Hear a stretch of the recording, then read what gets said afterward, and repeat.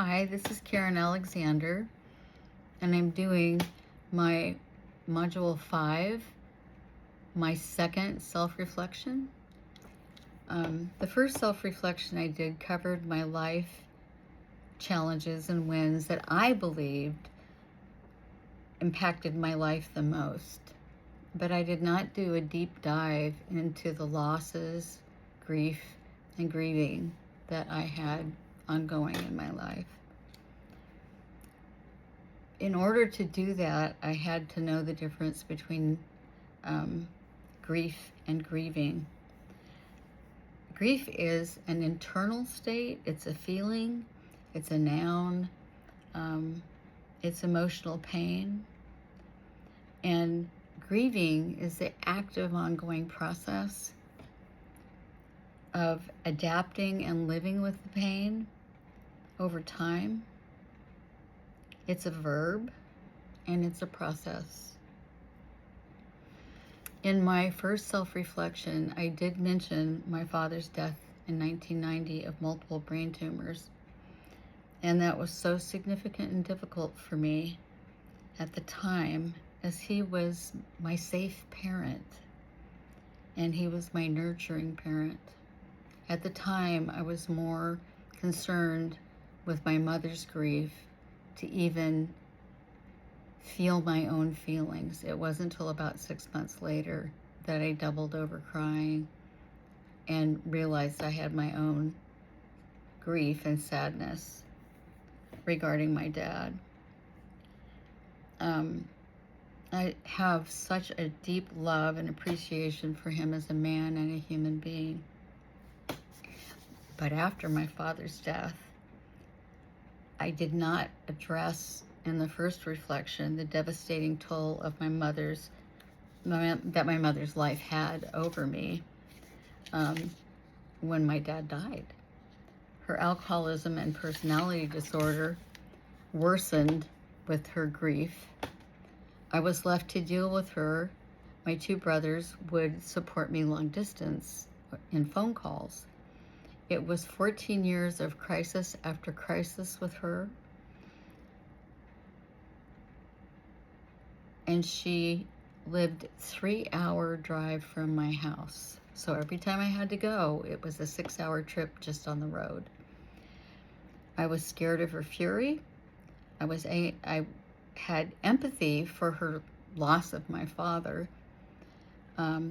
And I felt really angry that I had to deal with her many crises, which included hospital stays, driving drunk, and being called and asked what to do about it, residential living and the problems she caused there, 3 treatment programs for alcohol and drug addiction, handling all of her financial obligations.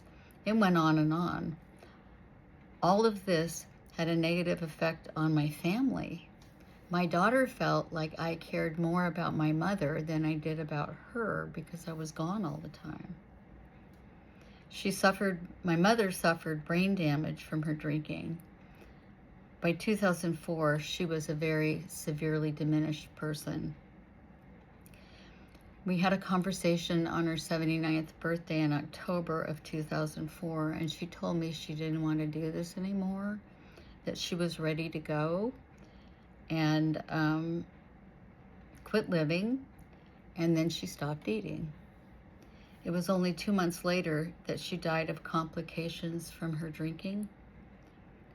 I had immediate acute pain because she was my mother.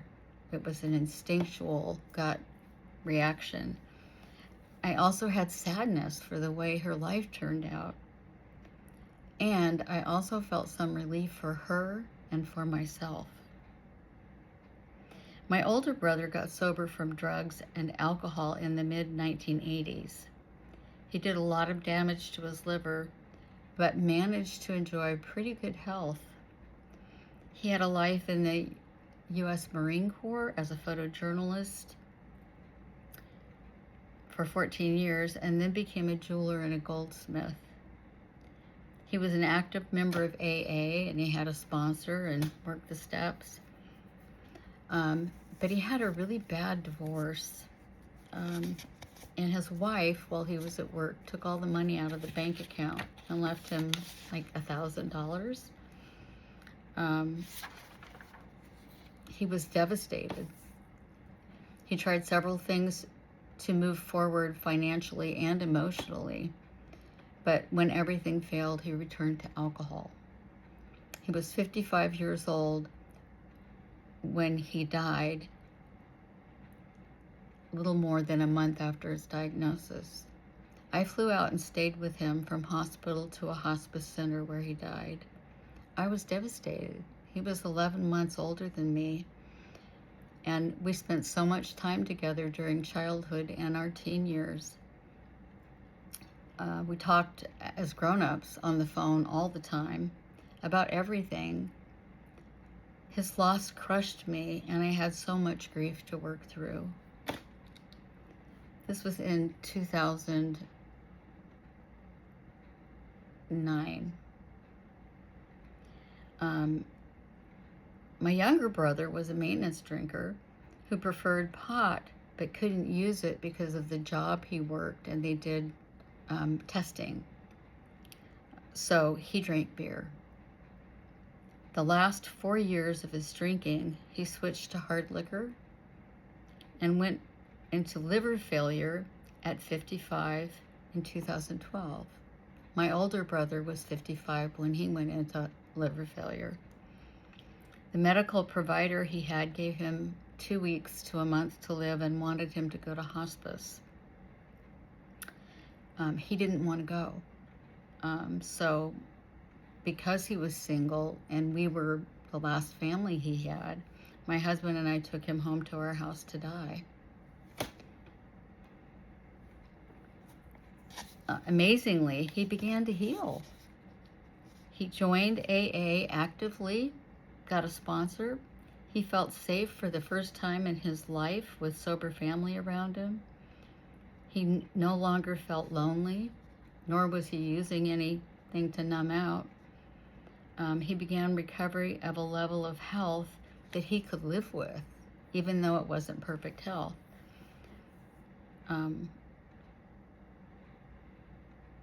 Along with AA and good medical care. His sober life was filled with nature. He loved nature and birds and being outside. He owned his own home. He had 2 pet cats, which he couldn't do when he was working. He had a fellowship of people.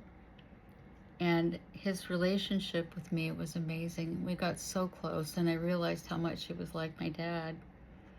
I was able to see him attain all the truly important things in life: love, family, safety, a fellowship of his peers, and his own life. His body finally gave out, and he died in January of 2019 at the age of 62. I have such gratitude to be a part of this journey, and I miss him to this day. I am still grieving the loss of his life. I also lost my 3 best friends. For me, deeper friendships are rare and hard to develop with people that I truly love and align myself with. My friend Adair was one such woman, very intelligent, family-oriented, great sense of humor, and a wonderful cook who cooked for everyone she loved. In November of 2003, she was diagnosed with stage 4 lung cancer from smoking. Her prognosis was only 1 year to live or less. She was shocked. She really thought she would be one of those people that would get away with smoking and not have any consequences. She was more like a sister to me than a friend, and I went right into helper mode, my old MO. I took care of many things for she and her family, and watched and listened to her grief about her shortened life. She died 1 week before my mother died in 2004. I was finally able to feel my own grief and loss of such a beautiful and important friendship.